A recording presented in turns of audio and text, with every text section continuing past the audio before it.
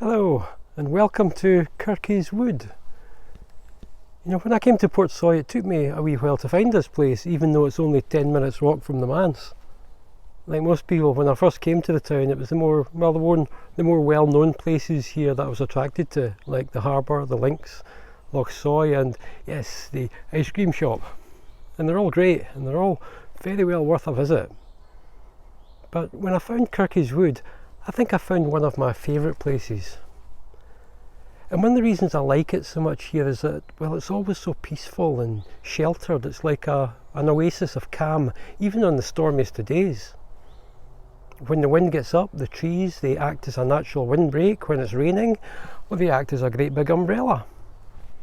The trees, they deaden the sound of the lorries passing by on the road in and out of Portsoy, even though they might just be a couple of 100 yards or so away in that direction. When you come to Kirkies Wood, you're always guaranteed peace and quiet, apart from the sound of the birds, that is. And you know, there's a story in the Bible about the prophet Elijah who'd got into a disagreement with the Hebrew queen Jezebel. The disagreement that turned nasty, so he had to go on the run from the queen's army. He eventually found himself alone in a cave on Mount Horeb when a storm kicked off outside. And here's what the Bible said happened. The Lord passed by and sent a furious wind that split the hills and shattered the rocks, but the Lord was not in the wind. The wind stopped blowing and there was an earthquake, but the Lord wasn't in the earthquake. After the earthquake there was a fire, but the Lord was not in the fire. And after the fire there was a soft whisper of a voice. Well, that soft whisper was the voice of God.